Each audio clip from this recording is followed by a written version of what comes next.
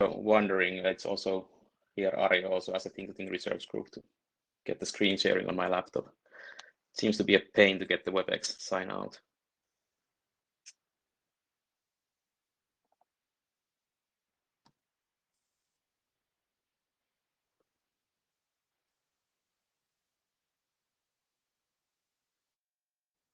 Okay, so you hear me loud and clear, I hope. Yep. Yeah, good. So welcome everyone to this second virtual interim with the ASDF working group. And we have 90 minutes today. And let's just start here and go through our slides. So since this is an official IETF meeting, here is the note well in the short form. You will be recorded, and as I say that, I will. Yes, you have been recorded already because it apparently started when I started the meeting. So you are recorded. As always, of course, be nice, be professional, and that the IPR guidelines of the IETF apply. There's a link to them there. And the repo for our working group material is at the on GitHub. And there's also a link to the CodeMD for this meeting. Michael, can you take some notes? Michael Richardson, can you take some notes? I've started. Thank you. So I still haven't figured out the best way to split my screen here among things. So here is the full note well. This is in the slides if you want to read it. This is in particular if you haven't been to an IETF meeting before. But it's good to know. With that, we continue. Here is the agenda for today. First of all, introduction, some meeting logistics and agenda bashing. We will give you a brief update of where we are as a working group, and then we will have two main topics today. One is on SDF, SDF 1.1, wrapping that up, trying to get the finalized specification, and the second major topic is W3C Web of Things. And I was hoping that Sebastian would be joining us here. He acknowledged before that he could, so let's just hope that he's late. And that's why also we have a group of people from the W3C working group, Web of Things, to talk with her. And they have so Sebastian will show a demo, and we will also talk a bit about how we can collaborate going forward. So with that, is there any other business that people want to raise here in the call? Hearing none. Good. Who's logged in as Thing to Thing research group? That would be me, Ari. Ari, but you're logged in twice. Okay. Yep. Yeah. So as I suggested. Hi, this is Gaz from W3C. As I suggested on the mailing list on the W3 side, yeah, at some point, maybe not today. So we would like to talk about the concrete process and content for the redone procedure. But let's see the Sebastian's description and the demonstration first. Thank you. Yeah. Yes, absolutely. I think we need to sit down there and discuss and think a bit about if things need to, how far things need to be formalized for us to collaborate, or if we can do it with, I mean, I think as a light process as possible, hopefully.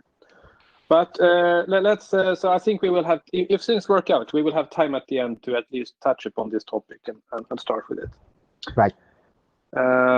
Yeah, well, thank you. So moving along, yeah, we covered this already. There's the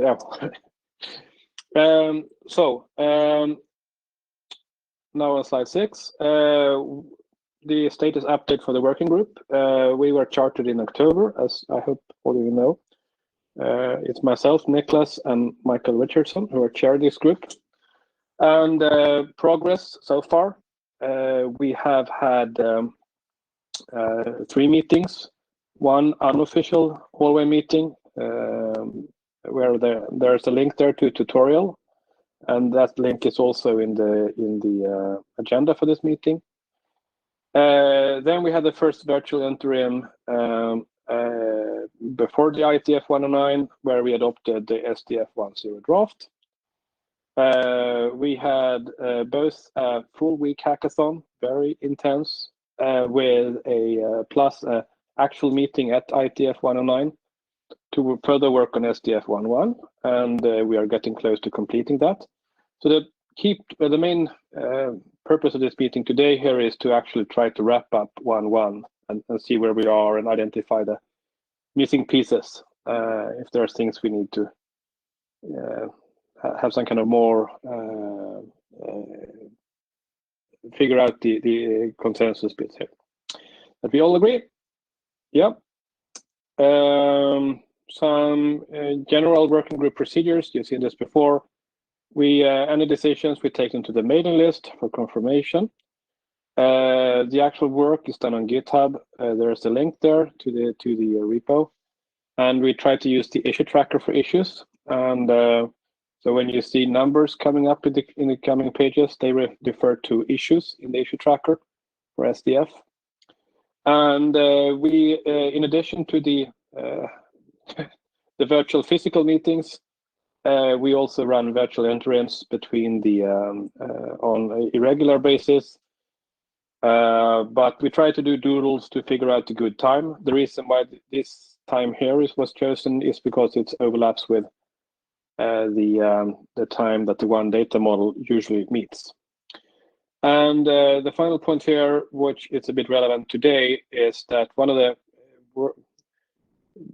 ways of working here we have in the ASDF group is that we try to identify reasonably stable drafts as implementation drafts. And so this, what we're aiming for today with 1.1 is one of those implementation drafts that we can, that will hopefully be reasonably stable, even if we're not at final RFC stage. Moving along, this is, I will just spend 1 minute on this or 30 seconds on this. I guess everybody has seen it. This is about the one data model where a lot of the parts of the ASDF and SDF comes from. The problem was that there were several standardized IoT data models, and that led to a high cost of system integration. Various solutions were tried out to sort of offset this problem. It ended up that a tool that could translate between the different formats, such as neutral, had a lot of positive aspects to it. That was what was developed.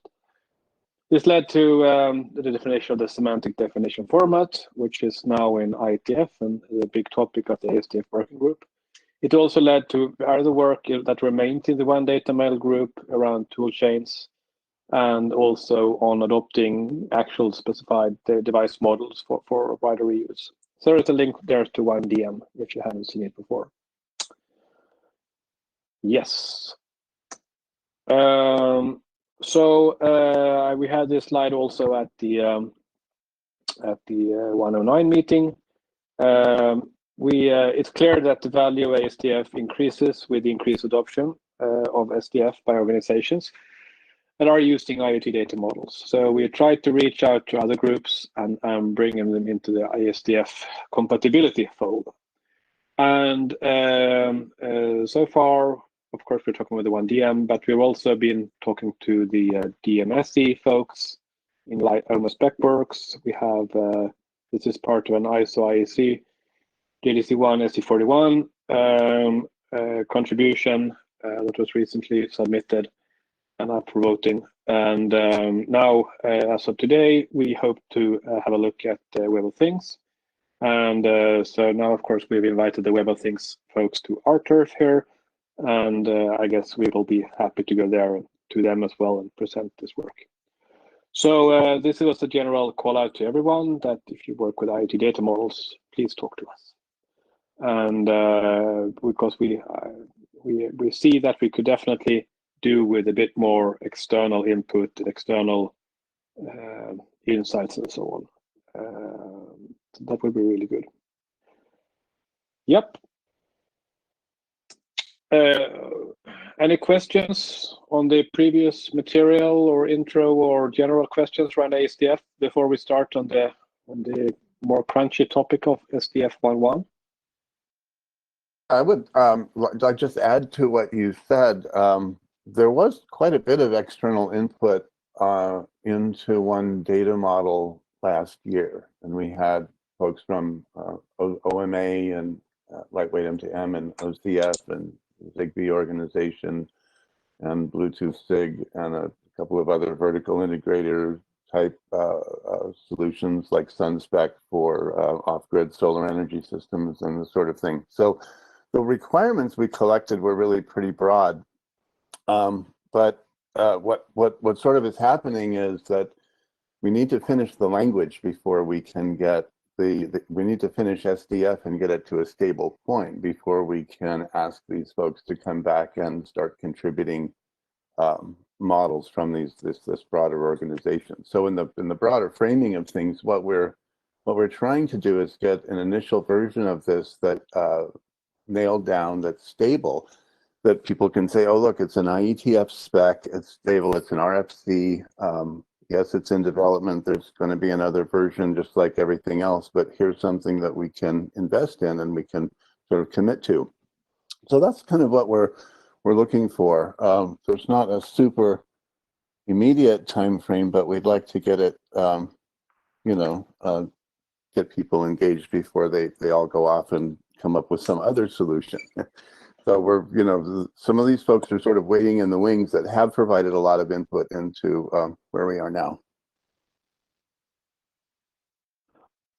Yeah, thank you. I mean, that's a very good point. And maybe one thing to do here is as well that we should try to reach out to the in the other groups that were early participants of the 1DM.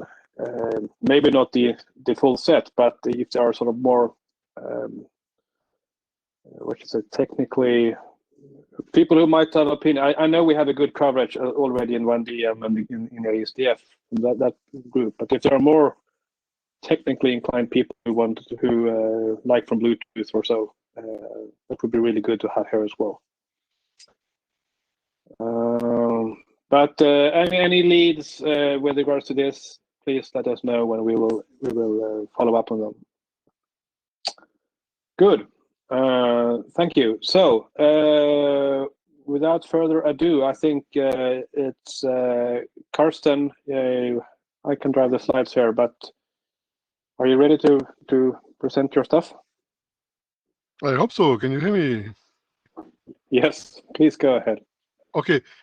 Before I go into the slides that I have, I would like to make one comment on what Michael just said. We have a little bit of dissonance here, or perception problem, or however I want to call it, because stable and RFC are not necessarily the same categories. So for instance, the quick people and also the HTTP2 and HTTP3 people have created a style of working where they have stable specifications, implementation specifications, which they call them, and they went to a dozen or so of them, or 30 internet drafts, before they finally went for RFC, and the RFC isn't out there, and still most of the much of the traffic in the internet has moved to one of these specifications already. So that was the model that we had in mind when we said we want to have stable implementation drafts, and SDF 1.1 actually is intended as one such stable implementation draft. So this is where we want to go to, and we knew that 1.0 had a few construction sites, and the idea is to have something with 1.1 that isn't cast in concrete, but that there has to be a really good reason to change it. Yeah, so we hope we don't need to change it, but you never know. You learn a lot while doing these things. So that's why it's really important that we get SDF 1.1 right. But we also shouldn't wait indefinitely for it, because we have been working with 1.0 for almost half a year now. And it's time to fix those gaps, to fix those holes and close those gaps. So this is really what we're trying to do here. Comments on that?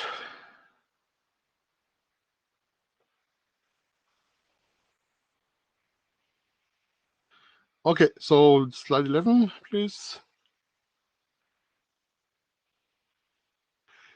Yeah, so the objective is to agree on this year. Type on the slide, using knowledge gained from using 1.0, of course. And the idea was to create GitHub issues and work on them in the GitHub style of doing things, and create pull requests and so on and so on. And the assumption is that at some point we will have a document where at least the authors believe this is now 1.1 ready, and then we do something like a working group last call, not a working group last call for publication as an RFC, but for publication as the draft for SDF 1.1, and publish that internet draft once the last call is done and the NITs have been taken care of as an implementation draft. So the internet draft would say this is an implementation draft. Next slide. So we had 6 GitHub issues. I forget what happened to GitHub issue number 1. I can't find that. So we have 2 to 7. And issue number 3 was really about something that was in SDF 1.0, but we hadn't really tested yet. And that testing has been done, and we now know how to do reuse and reference naming, and we also clarified the naming convention, which is a little bit different from how things are usually done in the ASDF world. So that's maybe something that people should be looking at again and see whether they like that. I mean, it's a convention, so it's easier to change a convention than changing a hard part of the spec. But still, we shouldn't have to change that convention. Should agree on it. So that's number 3. Number 4 was about the introduction of composite types. And we essentially agreed to reuse the related feature of JSON schema org. So what I didn't make a slide for is SDF is a data and interaction modeling language. And because it's not very bright to completely reinvent a new data modeling language, we decided to reuse as much as possible from the JSON schema org specification, which unfortunately is not completed, but there are some parts that most people would agree are unlikely to change at this point, so we can easily import them. We import them by actually describing what they mean. And so we looked at type objects required and properties. These are 3 qualities we take from JSON schema org. We have a little bit of a terminology problem here because JSON schema org calls JSON members properties, but we also have properties in SDF. These are the interaction affordances that allow you to read and write values. So we are sometimes getting a little bit confused, and we are calling those members in the specification qualities. Now, of course, there are also members in the data types that we are talking about, So it can get a bit confusing here. Anyway, that's what you get from importing something else, but reinventing things wouldn't have been very bright either. So we decided to simply reuse that syntax and also use it for the input and output types of actions and events. Now, there was some observation. There were some observations that this is a little bit noisy, a little bit redundant. But well, you convinced me, and I think we convinced Michael Costa later on. So I think we now have at least rough consensus that this is the way we should be going. So these issues, number 3 and number 4, have been closed by their respective originator. And there is text in the current draft. And yeah, one of the questions that we will have to answer in the consensus call, as Michael Richardson pointed out, the last call should be called. One of the questions will be, are number 3 and number 4 really properly addressed now? So, are there any comments on number 3 and number 4?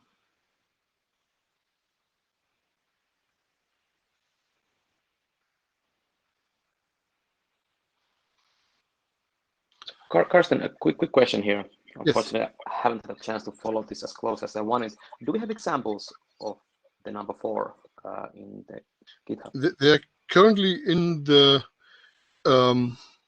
exploratory repository. And since we now have at least some basic CI support for ASDF 1.1, people might want to move the playground stuff to the structure as well. So the interesting observation is that we added composite types, but we also moved the input and output types of actions and events from a rather ad hoc scheme that we had in 1.0 to this new stuff. So it's not just an addition that doesn't touch any existing specification. It actually means a little bit of busy work for everyone to update their generators. But the effect is that we have a single mechanism for composite types and much less mechanism than we had before. The good news about that is that the scope impact of this changes only a very few models, because we didn't really have there are a lot of models waiting for this pattern to be put in there. So there aren't really a lot of existing models that use the old pattern. That's the good news. Only a few need to be changed.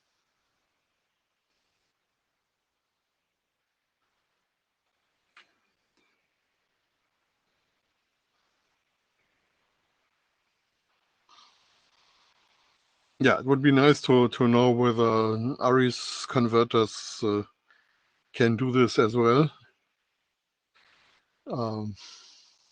Let's see if we can do this in time for the consensus call. I've been working on some ideas for that also, so I'd like to discuss that.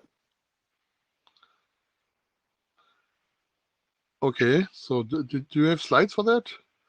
You want to do this now? No, I don't, not yet, but I'll prepare.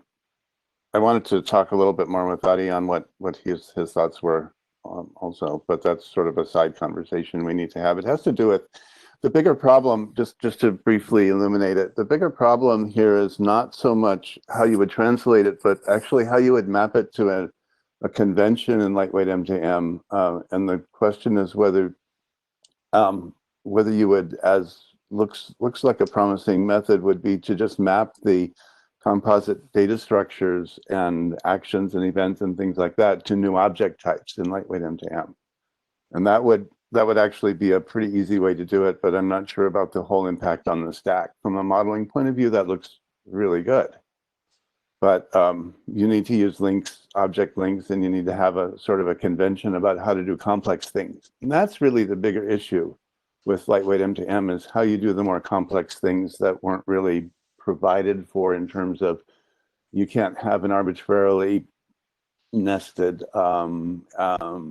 data structure, for example, as a resource in lightweight MTM. But you can have an object that contains resources. And so if we can map to that pattern as a convention, that's really kind of what we need to work out, I think. But there may be other questions also. Mm-hmm. I think you're right. I mean, the nested properties or the complex properties, we should be able to do it that way. As well as how you implement an action that has multiple data values coming in and potentially going out, input and output data. That would need to be as well. Yeah, the actions work, I mean, a bit differently in line with them than properties. Luckily, because the spec doesn't detail too much. I mean, we can design something that is consistent, I think.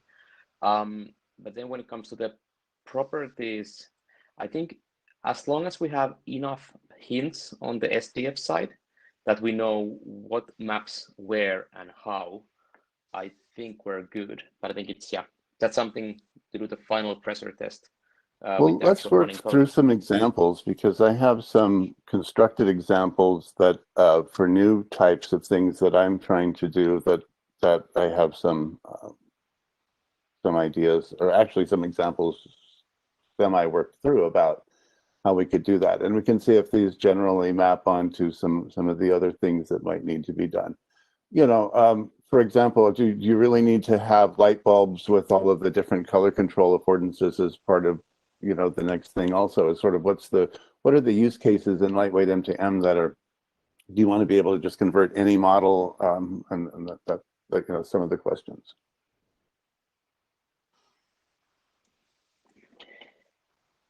Yeah, I think that's kind of three levels of questions here. One is that, like how would you, if you start from a lightweight MTM model, how would you do it that it maps nicely everywhere? The second part would be what kind of style we choose for the consolidated models, that they are easily mappable to lightweight MTM.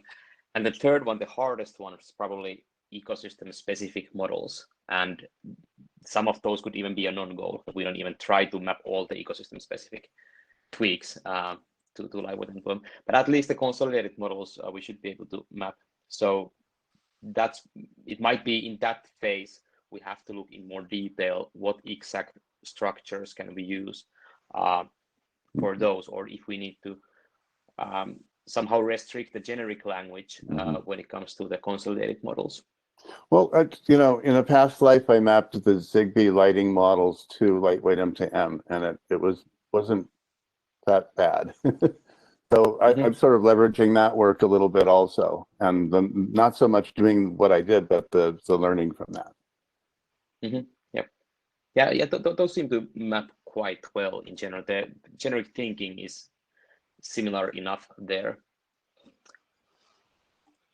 Yeah. So as you say, if we can come up with the hints and the patterns in SDF that make it easy to, you know, the conventions even maybe around SDF that say, here's when you make an action, you have to, you should make it this way, or have to make it this way, so that it can be converted to these other things that need more heavy duty mapping, as opposed to just being able to sort of translate things easily. So when we have to do that mapping, make sure there are enough hints, or at least enough conventions, so that the hints can be sort of automatically sort of applied as rules, whatever we need to do that.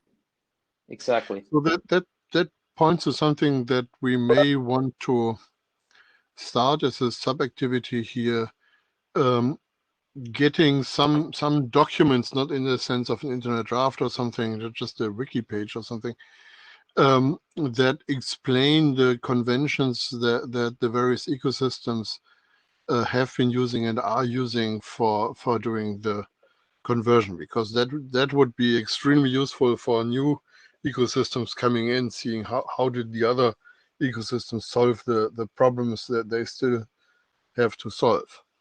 This would be a good time to mention that we're looking at a formalism that we're calling mapping files, or SDF mapping, that takes advantage of our use of JSON pointer to add and layer additional data schemas and things like that onto, and hints And the other thing that I've been looking at, and we've talked about a little, and I have some new examples for, is inline extension points that you can do in SDF so that you can sort of customize a thing that makes it easy to do those mapping annotations while you're working on the file.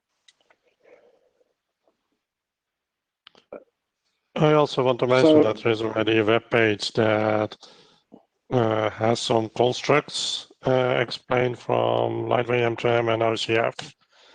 So there is already a start in a web page for that. So people want to contribute to that, that's fine.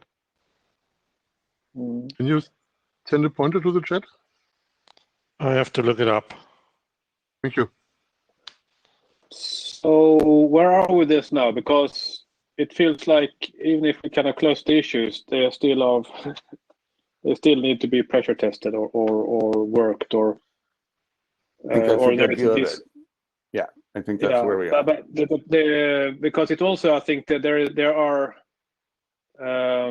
I mean, this is not this was not an ASDF discussion. It was a previous 1DM discussion of what SDF.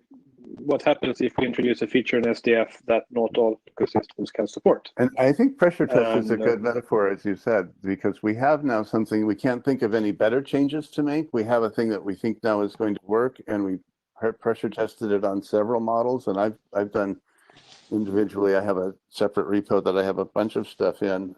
So I think what we would do is close the issues and sort of have that as our stable working draft, and continue with the pressure test and try to get more use of it now. And maybe that's our sort of our rubric for how we do this in general. Ari, yeah, I think that makes sense what Michael is proposing, kind of the implementation draft approach, that yes, here's what we think makes sense, let's implement it, let's pressure test it and see if we find some issues. I'm thinking maybe the only generic concern I have here is that if I would have to choose a method, I would rather choose the one that has less power. I know we can increase in the further versions, increase how powerful the mechanism is, but it's of course hard to take the power away if we find something that you can express something very complicated that we don't have means to translate between the ecosystems. I don't have any obvious example of that in mind right now, but that's something I think we need to be in the look for when we design these mechanisms. I agree. We don't want to make SDF harder to use, just to unless we really really need to. Yeah, exactly. Like there's not too many ways to shoot yourself in the foot. Yeah, one way to shoot yourself in the foot here is to try to encode all your policy in the mechanism. And I think we should embrace mechanisms that are general enough, not overly general, but general enough. And if there are any policy things, like if you want Lightweight M2M to pick this up, please do this, we can describe these separately. That sounds like a solid policy. No, I agree. I think that's a good. I think that's a good approach. A fair set of constraints that we can all agree on. Yeah. But for the purposes of this here, are we okay with moving forward with this as the draft currently stands?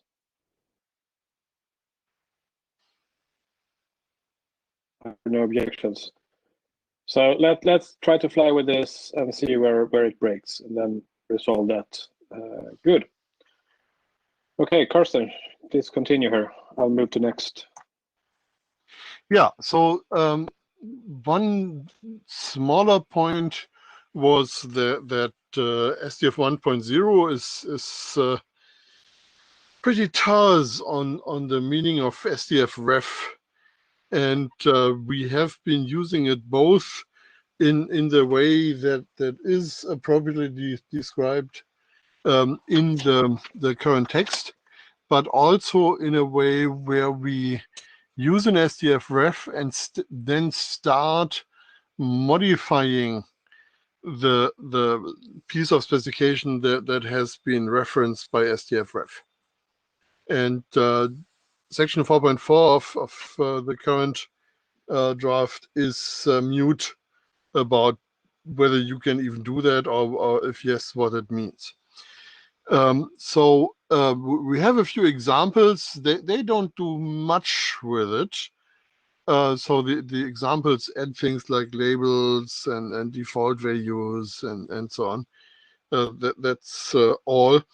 Obviously, if you reference a type, you may want to give the actual field of a property a specific name. So if you have a RGB value type, you may want to call a field red or green or blue. So setting labels is one obvious thing that you may want to do, but you already can do that by using the named data qualities mechanism. So it's not strictly necessary to do that. But when it comes to default values, there is currently no way for doing this.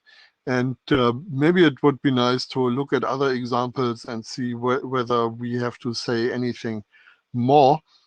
And when I started looking at examples, I found that we don't have a way to say this thing is like that thing, but this particular restriction does not apply. So it should be possible to remove a quality, for instance, by setting it to null in the JSON that actually expresses the quality. So that isn't covered yet. And if people agree that setting qualities to null is a general concept, which probably would then also find its way into other aspects of SDF at some point, then we probably can plug this hole. And yeah, we still have to write text for section 4, but I think this is a small matter of writing text, and there shouldn't be too many open issues coming up while writing that text. Why don't really have to do that? If you do it the other way around, that you can extend, and you don't want to do a deletion. That's just rewriting of the same problem, but then in a constructive way instead of a destructive way. Yeah, that is certainly one possible answer to this. I have some experience also, and I can weigh in on that. Typically, I have a lot of use of this, by the way, but it's pretty much always to set something or go to a higher level of restriction. So I think at this point, I would agree with Wouters that I'm comfortable in only allowing a higher level of restriction. And I think the reason for that is mainly that people have a little bit of an expectation that this will work like inheritance. And having that rule helps with that a little bit. But also that I think, though, strictly speaking, there's not a reason you couldn't override things and remove things, because you're not really having that expectation. And there are some corner cases where if you couldn't do that, you'd just make another definition locally, and there are workarounds.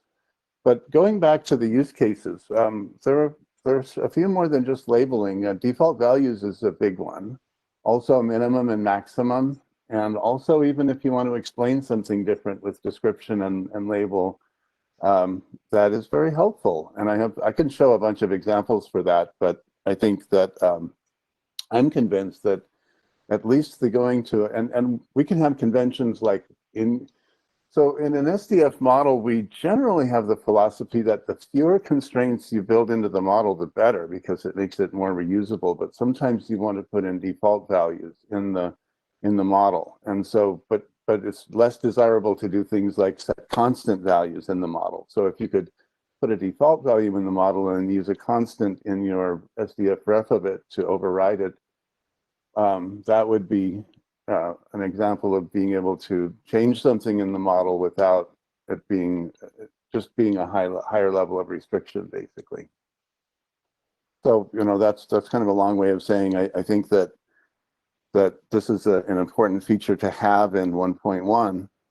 And I think that defining it in a way that maybe only allows a higher level or a backward compatible, I hate to really put it that way because doesn't really guarantee that at all. But you know, that kind of thinking around it, I think would be all right. Yeah, right now we don't have text that would enforce or even argue for following the Liskov substitution principle, which is really the underlying theory here. Elements of a derived type are always elements of the type you derive from. And that would need to be a convention because we cannot really formally specify what it means in JSON schema org for one type to be a subtype of another type. And as soon as you can override, things become interesting. So it's already possible to derive from a type that says maximum is 10 and set maximum to 20. And that should be excluded by this convention if we really want to go for the Liskov substitution principle. Well, I have a little bit of a hard time with that. So a good example is always an oven in various settings. So an industrial oven has way different temperature settings than an oven that you are using in your kitchen. And that's something that is not inherent of an oven in itself. So you should refrain to put min and max in the model, but if you're applying such an oven, then you can say, well, this instance of this oven has this min and max value.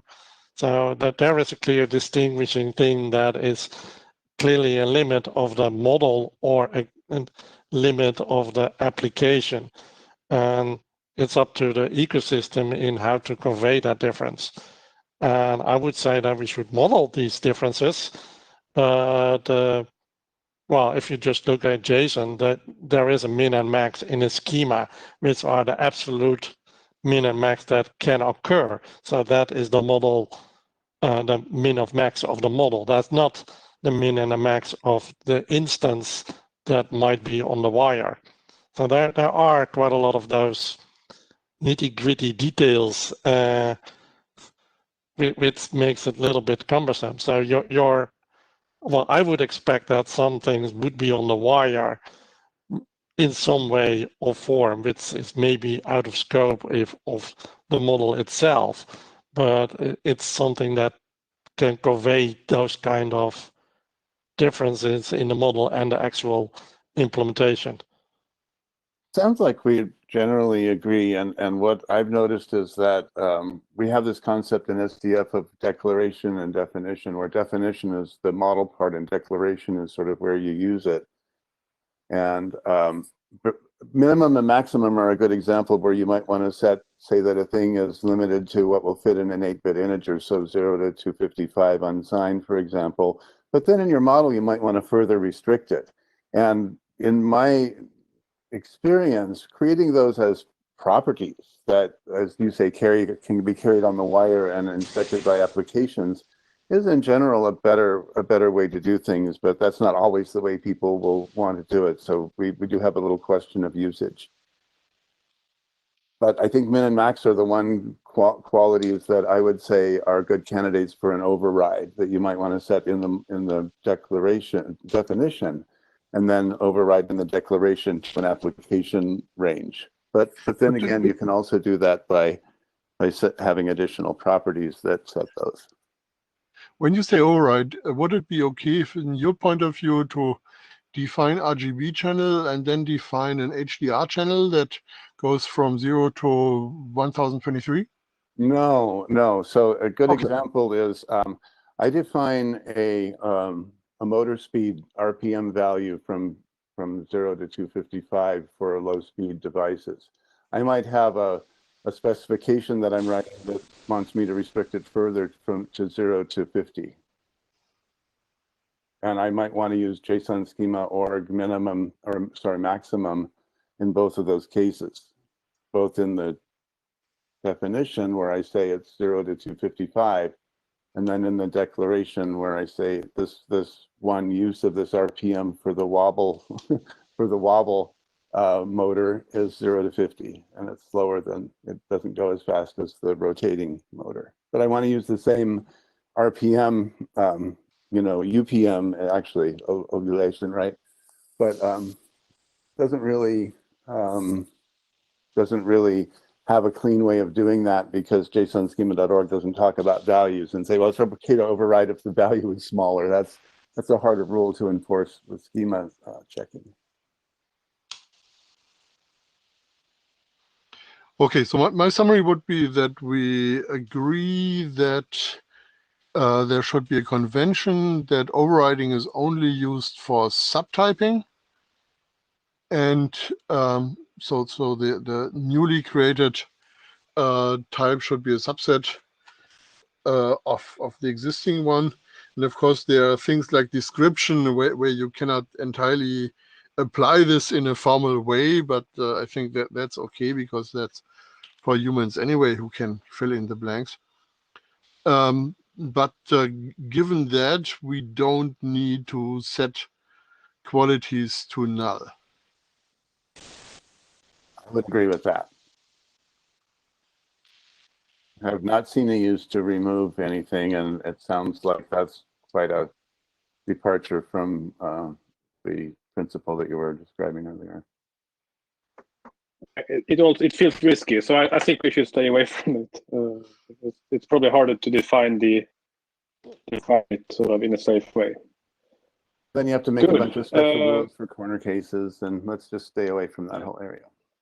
Yeah, exactly. I think we don't have an infinite amount of time, unfortunately. So I think we are with that. Are we, Karsten? Do we have enough material to finish this section 4.4? Yeah, I volunteer to write a pull request for that by tomorrow, the latest, and then we can discuss it on the list. Perfect. Next slide. Oops. The tough one. Yeah, so that's really the one remaining issue. It comes in the form of 2 GitHub issues, but they really are about the same problem, the same underlying requirement. So when we describe data shapes, they often specify a selection of possible values. And we can do this for single values, of course. We can do this for ranges. And we have more complicated constructs like arrays and so on, which then have number of items and so on. But it's not currently possible to construct a type from more diverse selections.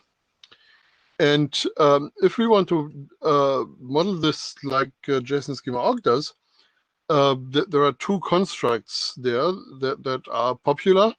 One is enum, which just allows you to list a number of values that are possible. And I note that there is nothing in enum that requires them to be of the same type. There's also something called type in JSON-schema.org. And there's also a construct called AnyOf, which allows you to choose from a number of schemas that can be arbitrarily complex. So enum is for putting multiple values into a selection, and AnyOf is for putting multiple subtypes into a selection. And these are different in many ways, and they are also not quite sufficient. So next slide.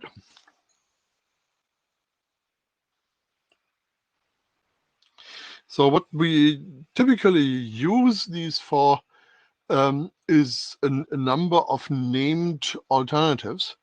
So for instance, we might have something that has 5 values in the enum, and it's talking about animals, of course, and this particular enum can talk about ants, bees, cats, dogs, and elks. And these are the 5 cases. And the problem we really have with this is that there are nice strings that can be sent over the wire, but nobody really knows what these strings mean. So it would be nice if there was a way in the specification to actually put something there. Enum can also be used with other types, of course. So for instance, with numbers and booleans. So you could have an enum that has AND, B, 3, and false, and that would be perfect JSON schema org. What we have found is that we also have mixes of these. So for instance, in an example that Michael has this extracted out of, I think it was Bluetooth or was it Zigbee? I don't remember. We have a number that normally means something in a range of values, but then we have 2 special values that mean something different than those numbers. And one way to model this would be to make an AnyOf that has either a number or one of the strings min and max in that particular example. I mean, there are, of course, many ways of modeling that, but that is an example for an AnyOf, where something can be both one thing and somebody else that is actually structurally different. So it's a little bit more of a bigger gun that is being used to address this, but it sometimes is necessary. And also, if you want to combine ranges, then AnyOf is the only tool you have. So if you have something that can go from 0 to 10 and from 100 to 110, that's the only way to express this. That's Zigbee that has examples of both of those types of constructions. Right, and we haven't done a lot of work in integrating Zigbee models yet, so I would expect that there are more of these in there. And yeah, so we have our catch-22 problem here again, that we want to give Zigbee a stable specification so they can put more models into the playground, but we also want to use what they learned from this activity to define a stable specification, so that there is no way to solve this problem. We just have to find some way of getting the work done. When we say Zigbee, we mean chip also now, because I have a chip model in SDF that looks very much like the Zigbee models, and Yep. it has similar, all the same requirements. It's the same model basically. Okay, next slide. So my observation here would be that the problem here really is caused by reusing syntax from the data modeling world. So JSON schema org really has to say something about what's actually going on the wire. So it has to be very specific in some ways, but it also has the luxury of being very unspecific in another way, because it doesn't have to tell you what it means. That's convenient. It's convenient to use JSON schema org because there are a few pure information modeling languages around, and these are often a little bit, how shall I put it, too theoretical for what we are trying to do here. But on the other hand, reusing data modeling concepts for information modeling also is a dangerous thing, because it can move the mindset of the specifier to what really should be protocol bindings. So it takes your focus off the question, what is it really that we are modeling here, to how can I represent this in JSON or CBOR or lightweight M2M TLVs or whatever my representation language, my representation format is at the moment. So what we have been doing is we have been defining additional qualities, and qualities again are those members of specification JSON objects, not members of objects that are being interchanged, but members of the specification JSON objects, to capture some of those aspects. For instance, units is one thing that is done in SDF. And the question really is this another place where SDF needs to act, needs to define its own thing? Next slide. And one answer is yes, and that is pull request number 8. So the idea is not to distinguish between single values and value ranges and mixing types and so on, and have a single new keyword SDF choice, which can use the named data qualities mechanism that we already have for giving these choices names and for including some form of more precise data model if that is what we actually need. So if we have a choice between ants, bees, and cats, then we might have human language descriptions. What is an ant and what is a bee and what is a cat? But we also might have some much more precise things in there, like ontology references. So that there is a ontology for wildlife objects, WO. And that ontology could be used here to define exactly what an ant is. So that's probably not just for wildlife, but my examples here happen to be wildlife examples. So we could reference a particular unit or measurement principle, or the difference between indoors and outdoors and so on. These are all things that are usually somehow encoded in labels like ant, bee, and cat, but that really might require more specific, you know what I mean, in a data model. So let's go to the next slide.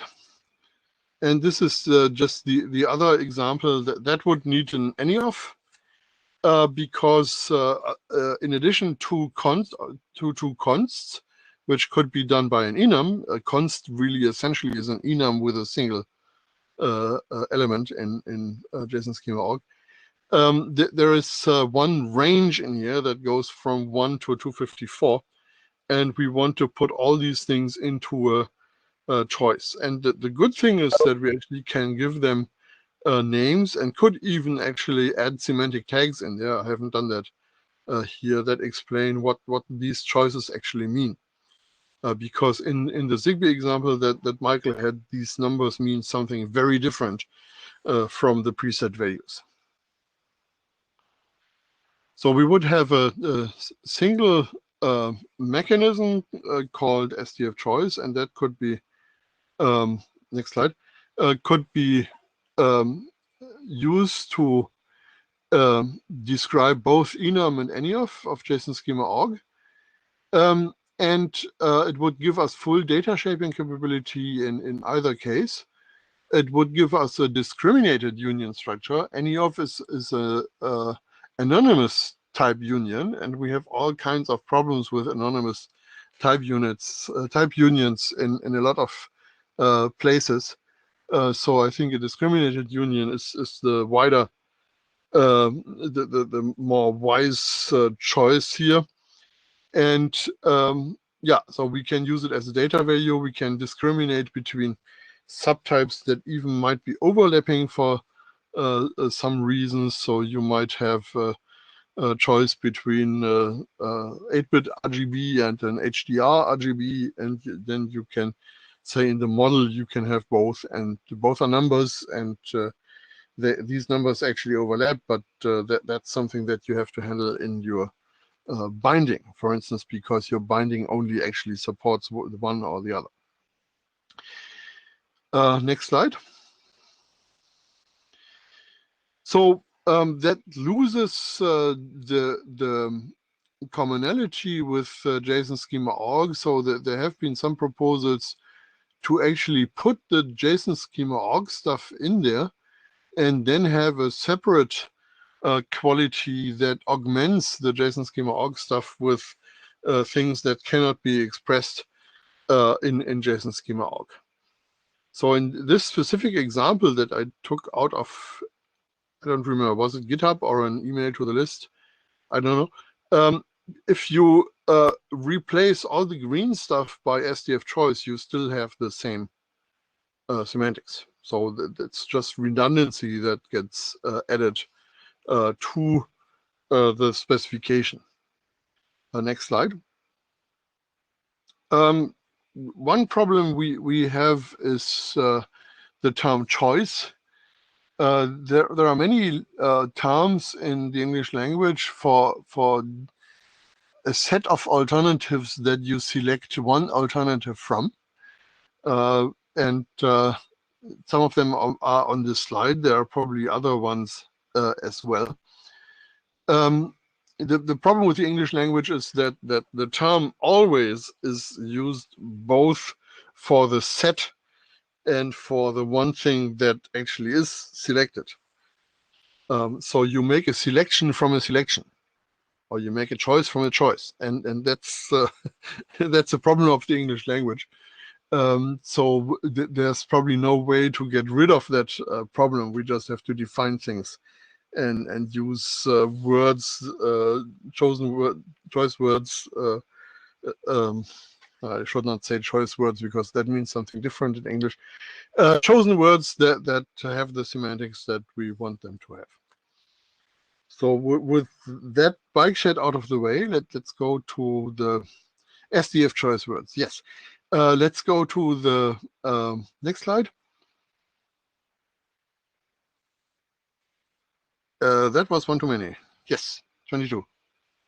So the question really is, how important is it that the SDF specification mimics JSON schema.org here? And I'm not asking that as a general question. I think as a general approach, we have agreed, when in doubt, use JSON schema.org because that's there and people know that and there are tools out there and so on. But how important is mimicking JSON schema.org here? And the pro, of course, is that people who don't know SDF will recognize that enum on slide 20 and recognize there is some kind of choice that looks like the choice that JSON schema.org expresses using the keyword enum, and then they know what's going on. The disadvantages are lots of noise, like the blue stuff or green stuff on the previous slide, and actually more work for converter writers who have to convert something that's a relatively straightforward structure, the choice structure, into something that is weirdly split between a JSON schema.org compatible subpart and an extension subpart. And even worse, they have to have code for handling potential contradictions or conflicts. So if the enum says on off and the SDF anything says powered, unpowered, or whatever alternatives there are, then this bug needs to be detected, and you need to have some code to handle that, and so on. So it's not without costs to put some structure in there that is more complex than needed. And with that, I would be interested to hear a discussion of the number 2, number 5 issue. Before we start that, as a time check issue, we have 24 minutes left of this meeting. I'd like us to give us at least 15 minutes to discuss the Web of Things at the end. So I think we need to close this within the coming 9 minutes, or we need to postpone it somehow, or have some way forward. I'd rather get a decision now so we can continue.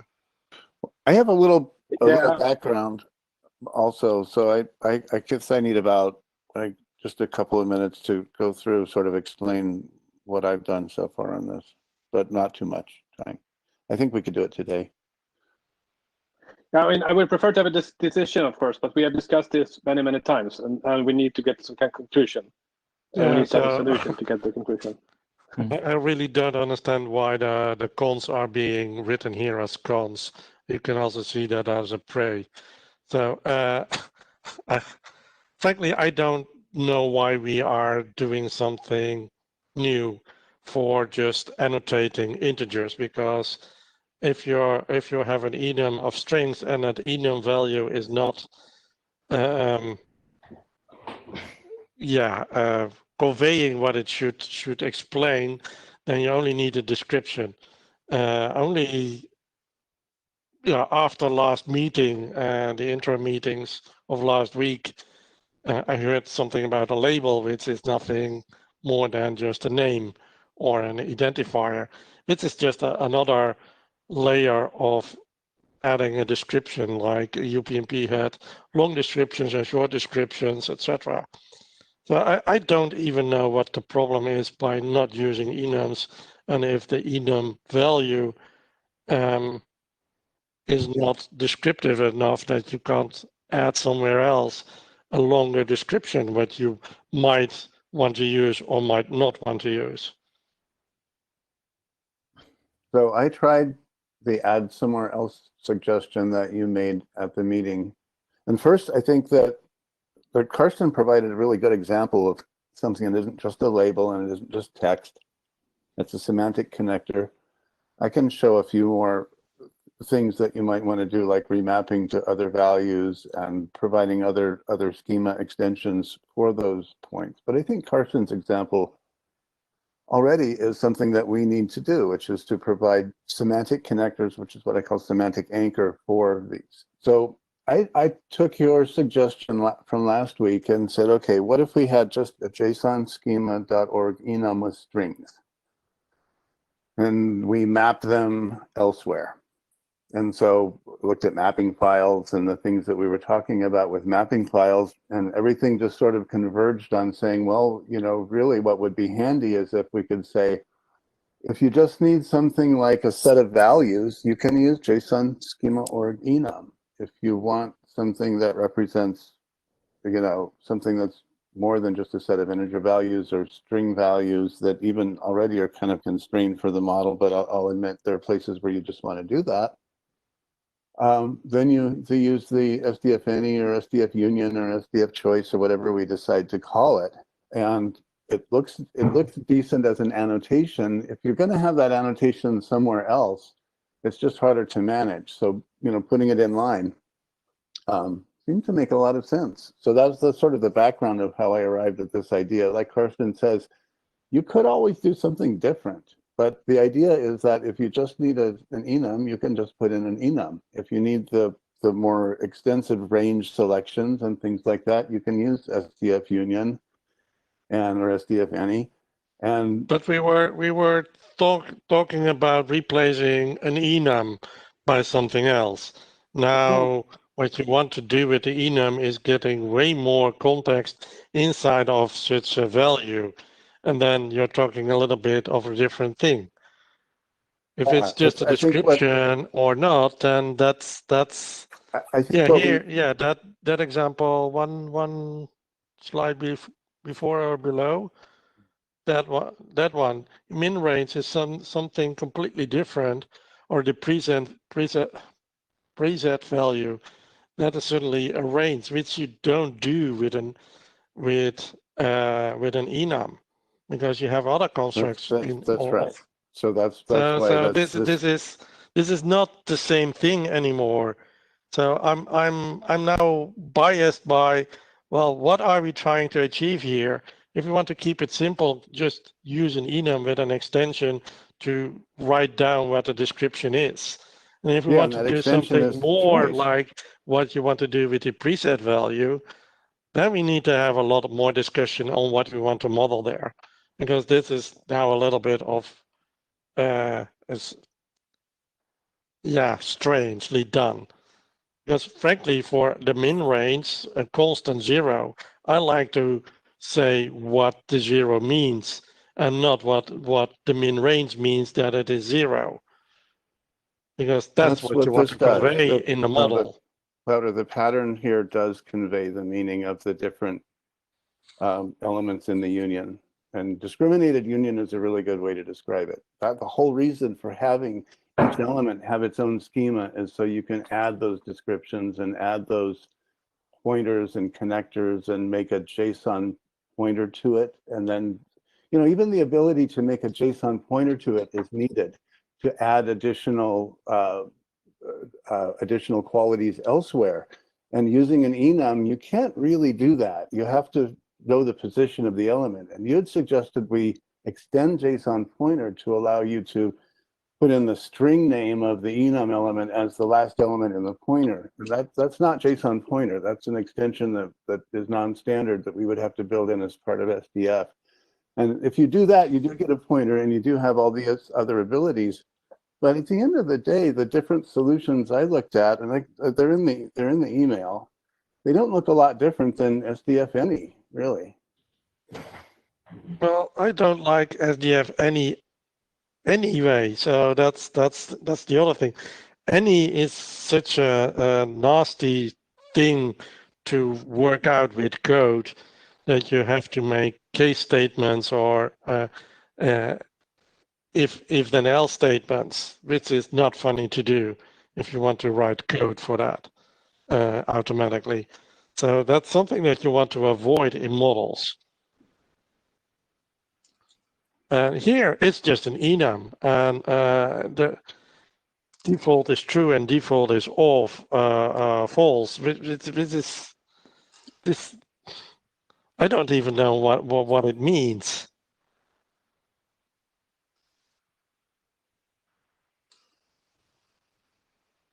The schema where the default means the default value. It's a JSON schema that's described in our SDF schema. What that means.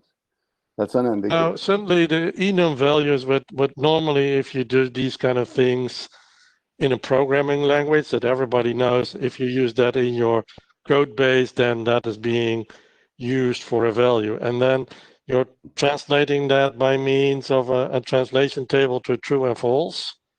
Yeah, that's what this is doing, because it gives you the ability to remap those and change that to 0 and 1 or some other JSON values if you want, or CBOR values, or however you do your enums. You know, that's the whole idea of having the model be an abstraction and then allowing you to these extension points, which is here the JSON pointer where you can do in the mapping, you can say, well, I want to use 0 and 1. The default's true and false. So if I just want to pick up the default and use it in my JSON, I can do that, but I can also be fancier and map it to my ecosystem's compact integer values or you know, sub bit fields or whatever I need to do.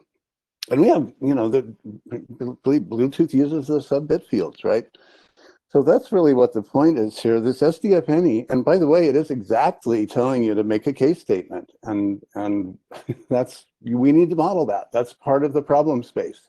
Well, the way that I'm using enums right now in the modeling it's just a list of possible values. There is no case statements whatsoever. That's right. That's right. And that's why I'm saying we should have the ability. Where I wanted to use enums, you're using a completely different construct now. So with a different function even, at least for the models that I'm creating with enums. I agree. There are two end code target environment sort of implementations. If you have a straight enum, the value selection doesn't need a case statement. You can do all kinds of other mapping stuff with it.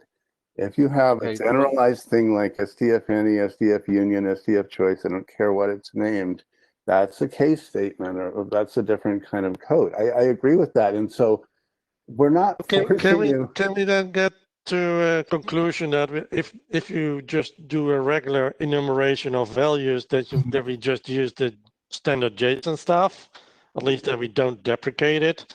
And I think we definitely need more time to talk about what kind of modeling you want to do with SDF any. For me, it's still not clear in what you want to do. May I interrupt here? So I will share you a GitHub issue which is coming from the Web of Things description, and we have almost the same discussion there. So we are also not that happy with the enumeration as it is. So we also have the simple adapted by from JSON schema. Okay, can I just address Wouter's question first? I think that it'd be useful to look at some broader discussion, but I don't want to let go of the moment right yet. And so Wouter, I think that there may be that what you say may make sense, and that we allow JSON schema org enum where you just want a simple selection of values, and we provide this other pattern for the other examples that I definitely have many of that I'm going to need for this. So if we can agree on, can I argue against that? Because putting in something that just happens to encode the simplest case provides a negative incentive for actually adding the information that is needed, the descriptions and the semantic tags. So that should be something we encourage and don't get in the way of. Well, let me say that I have a very simple resource which is also translated to SDF. That is just an enumerated list of battery materials. That's a very straightforward list with chemical names. You don't want to do anything else with SDF any. So I would say that already justifies that you just use something like the standard enum. I think that's a great example of an edge case. That's maybe an edge case. I don't argue that there might be some uses of SDF any, give you that, but we are far from boiling that one down just yet. Your battery chemicals. So I think we are not. Okay. Final comment, Michael, and then I think we need to cut the discussion here because we're not really getting anywhere. It's circular. I don't need to go back again. No. Okay. Yeah. So I mean, unfortunately, it seems like we are not really getting any. I mean, we have a couple of different solution families with various aspects. Not really even. I mean, maybe two solutions, but they're different anyway. And we don't really seem to get to a consensus here. The question is, of course, that this really was one of the things that we wanted to have in SDF 1.1. And unfortunately, we have been discussing this problem for quite some time. And I'm not really. So either we.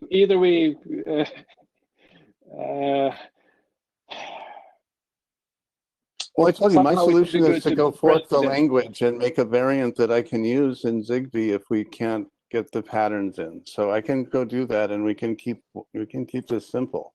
But I have to have something. Yeah, but that's like an anti-solution, right? I agree. I mean, this I think every time someone wants to exclude something, it's an anti-solution. So we have a very focused discussion right now with some proposals to exclude things, and I think we need to close off this very discussion, right? I think that let's not generalize it again, because what we need to understand is what things can you not live with,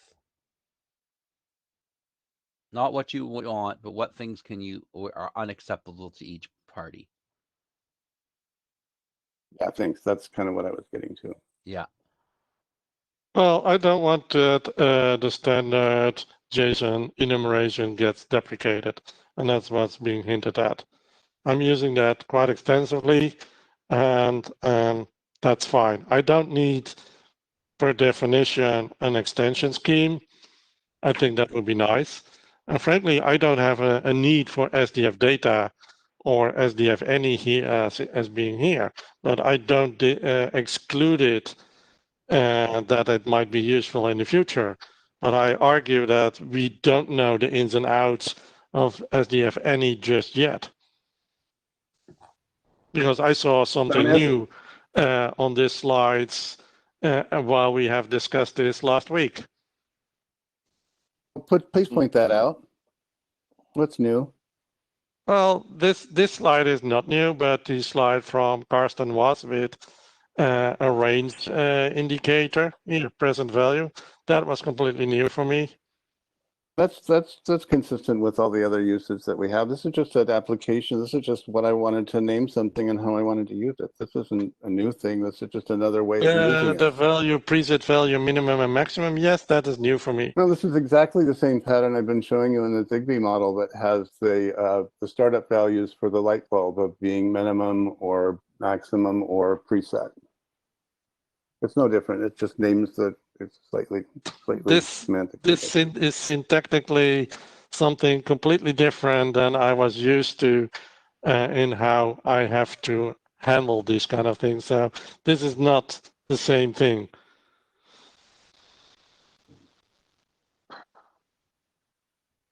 So I don't even know what these kind of things are. These, for me, it's a number. It can be a min range. It can be a max range. It can be a preset value, and the preset value is again a range. This is, for me, this is, I don't know how to apply any of this. And I like to understand what I'm getting into. So your example with ASDF any is way more concise and way more precise in what it can do.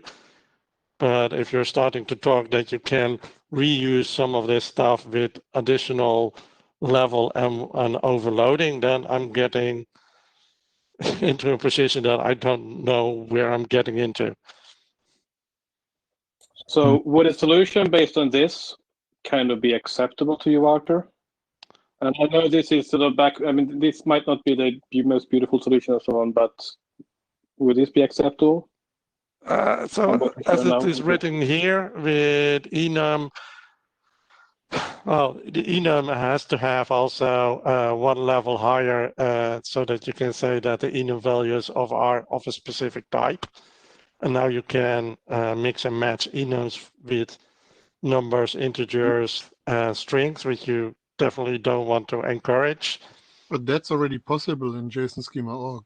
Well, we already mentioned many times ago that would be a complete violation in how you want to design an enumeration.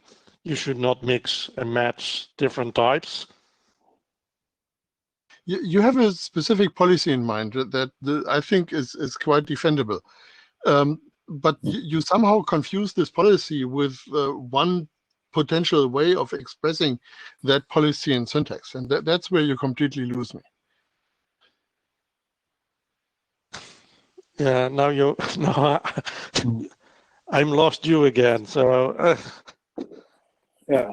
So if this is being used to describe things, then I don't disagree with any ASDF any. I'm just saying that a switch state should still have an additional type here saying it is a string or a number or an integer, because that's if you're looking at JSON, that's an additional qualifier to say if what you're trying to convey is correct. So an enum saying the switch state is type of number, and saying in enums with this in this case is a list of strings.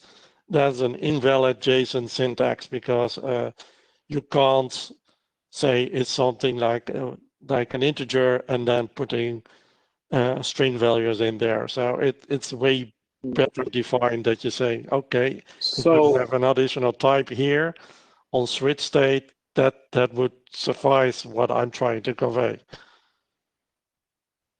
Yeah, my example on slide 18 had that. I forgot to put it in the example on slide 17. So I agree that it's good to be able to put additional constraints there together with the choice. Yeah. So this has type number in there. So we really need to wrap this up now, because we still have another point to talk about, and we will be running out of time. I hope not too much. So what is the, I mean, for SDF 1.1, what is the acceptable bit that we can stick in the specification? Can you go to slide 23?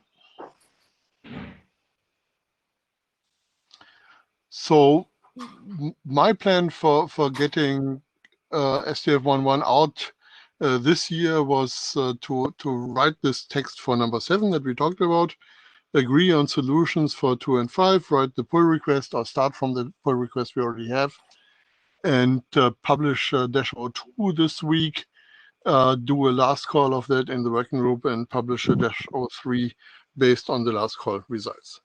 And this interesting discussion here is slowing us down from that plan. So I think it would be important for people to understand that this is the case. Well, we didn't go into this meeting with a unified solution, so this was to be expected.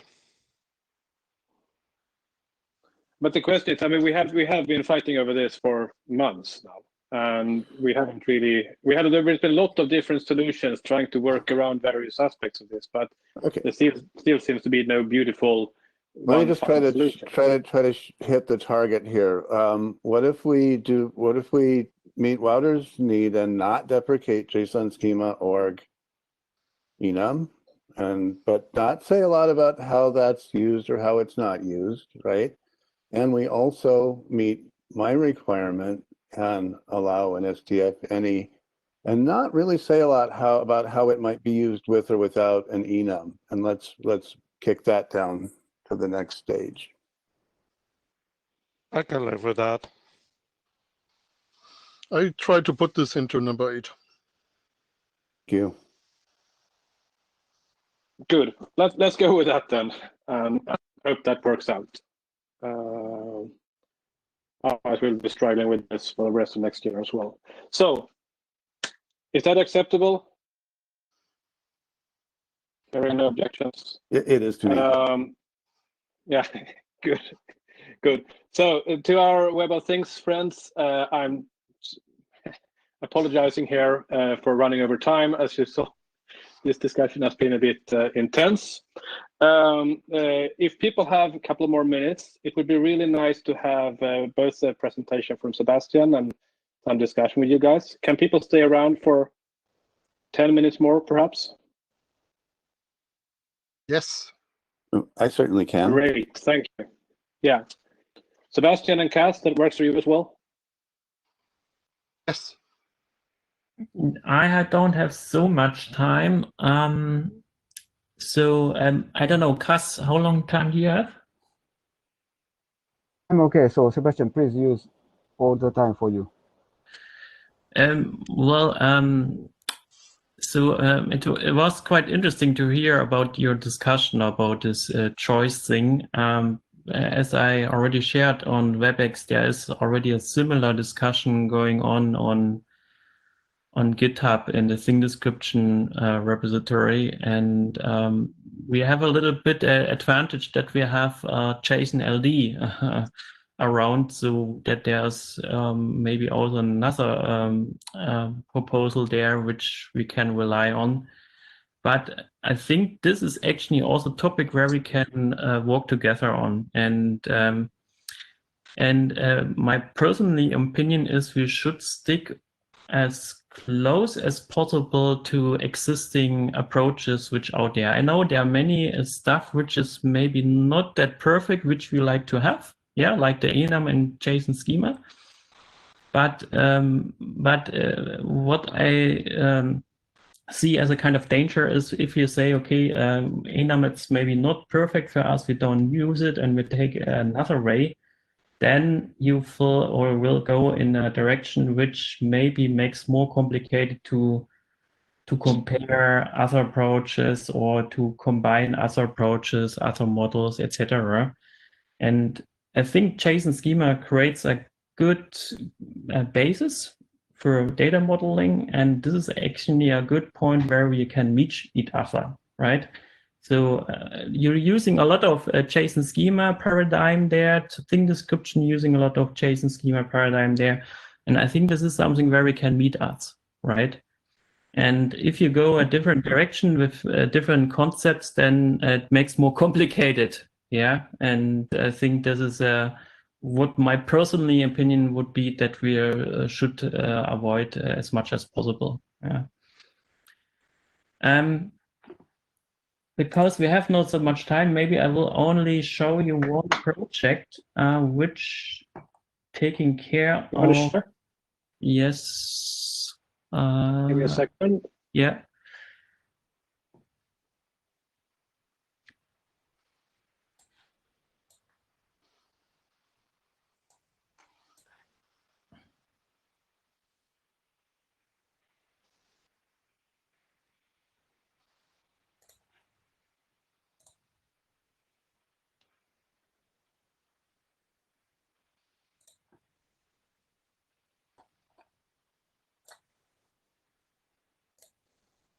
Okay. So can you see my screen? Yes.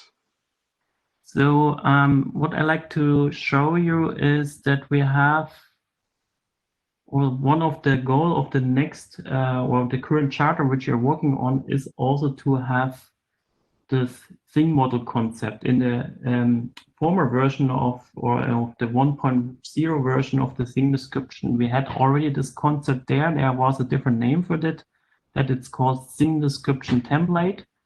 However, we decided to rename it to the thing model concept, right? And our goal is to actually, to have actually a kind of, I would say, a thing description without any communication data there, right?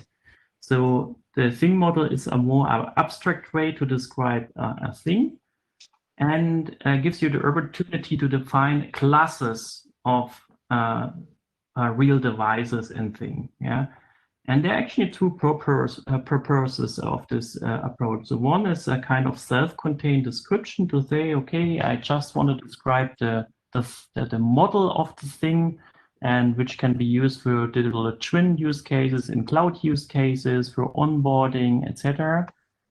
And the other use case is to use the thing model as a template for thing description creation. Yeah, that you say, okay, you have all the data in there, and also some already basic direction regarding the communication metadata there. And you can use this for creating thing description. So this is the major purpose.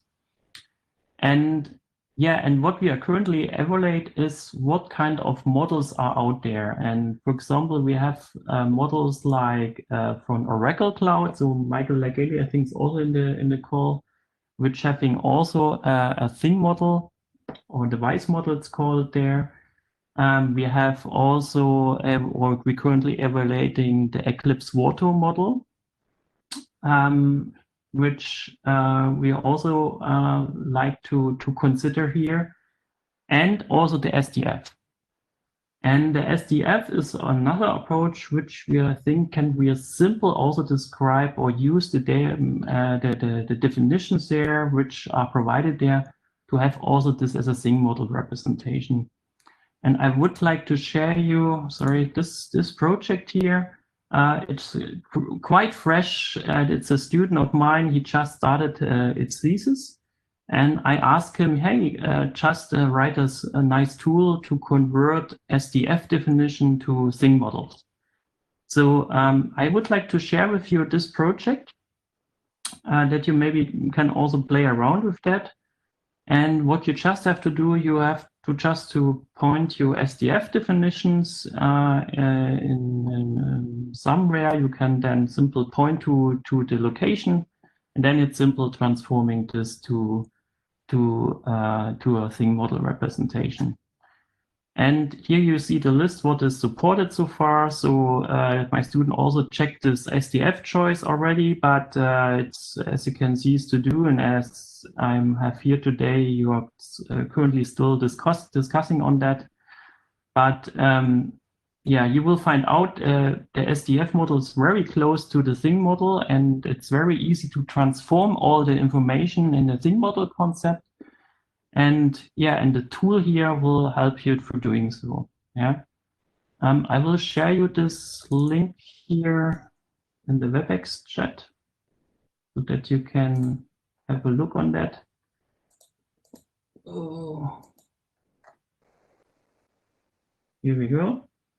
And yeah, just be aware this student has just started. He released the first version, so maybe everything is not perfect yet, but it's a nice tool, I think, where you can play around with it. Yeah.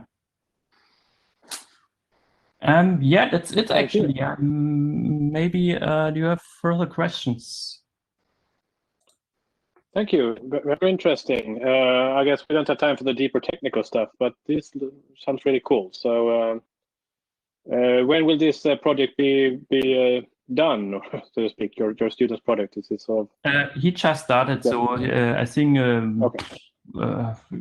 typical thesis takes 6 months. Yeah, so and I think in all the time he will working on that and optimize that, and of course we will also observe what kind of changes in the SDF will going on. Then we will update that. But our goal is actually to be really aligned what is with our theme model approach. And we're doing the same also for the Oracle model and for the Eclipse model, so that we have a very cool model approach here where we can cover all the existing models out there. Yeah. And I can also invite you to join one of this GitHub discussions. So we have the SDF discussion here as well. So Michael Costa mainly is involved in that. So I think it's mainly here, right? Yeah. So yeah, I'm looking at the bigger issue of workflow and how SDF models how we can use one of the things as to apply protocol bindings and data schemas and all that to the abstract models that we have. And so this is really great to have a consumer of SDF models that's sort of doing this remapping. Bastian, will you come back and show it to us in the spring? Yeah, we can do that. So this is a issue which taking care of the Oracle device model. So Michael Legeli is driving this mainly. And we have also the same for the Eclipse Water, which Bosch is mainly driving this. Yeah, right here it is. Right. Yeah, so this is just to make you aware of that, and right, and it would be cool always to exchange with you, and I shared you the link, which we had actually almost the same discussion what you have with this choice thing. So, and the most problematic thing is that the JSON schema has not a good way to giving more semantics in enumeration, right? And maybe this is also a question where we maybe have to go to the JSON schema guys and talk about that situation, and maybe to improve that in the future version of JSON schema, that we make some more opportunities with enumeration there, which we can adapt in the future version of thing description or in SDF. Yeah. If they give us an enumeration of named schemas, then we're there. We're aligned. Yeah, that's right. Yeah. So maybe we shouldn't call it SDF choice, so they can pick it up.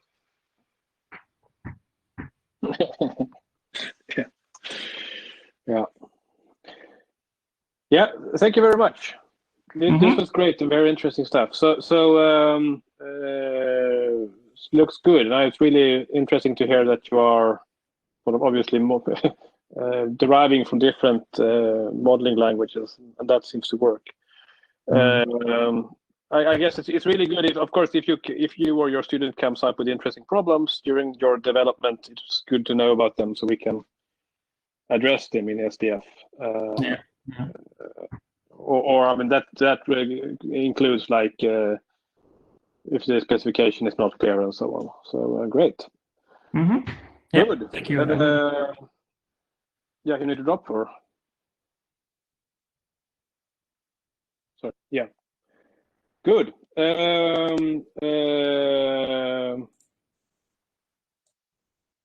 So that was that. And then we had actually the final point here for the last minutes or so was about cooperation.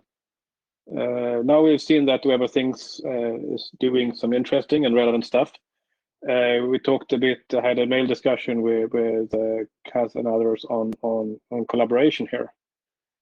So Kaz, maybe I should leave it to you and sort of what you were thinking about. Yeah, I was just wondering how to proceed with the further collaboration. So establishing a formal liaison is one option. And actually, as you might know, IETF as an organization and W3C as an organization have already have an official liaison. So we can simply add one line to the general liaison about WT and ASDF, for example, and continue the liaison discussion on the mailing list and this kind of telephone call as well. So I don't have anything against the formalization. However, it seems like maybe I don't really know how much we really need it. As long as we kind of collaborate and there is no conflict and there, as long as there is little friction. But I mean, I think it's yeah. Yeah, please note that W3C has two levels of liaison. One is official collaborative work for standardizations, spec generation itself. And another level is more rough one, and simply registering target group name on this web page. And my suggestion is the latter.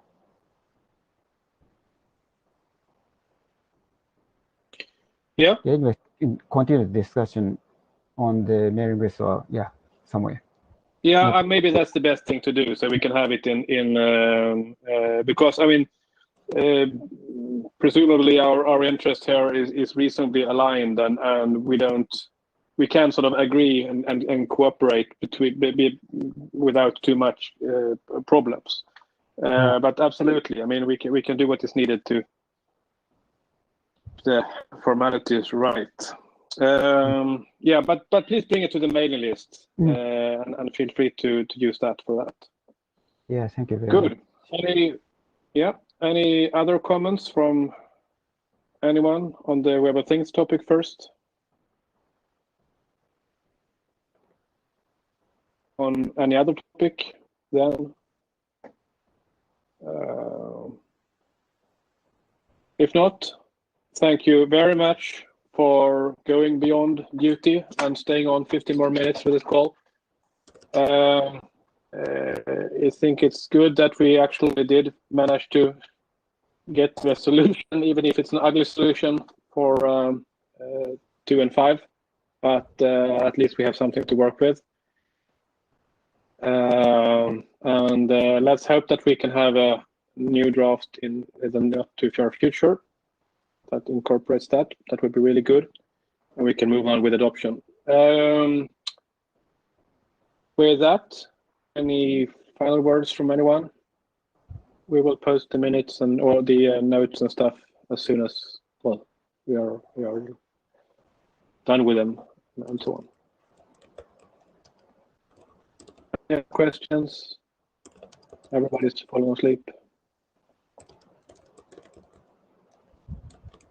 Good. Thank you very much, all. This was a productive meeting. We did manage to get the resolutions, so that was good. So thank you, and also let's continue on the Web of Things discussion on the mailing list and how to bring that forward. I think we had a substantial input from that viewpoint as well, so that was very much appreciated. Thank you all. Have a great. Thank you.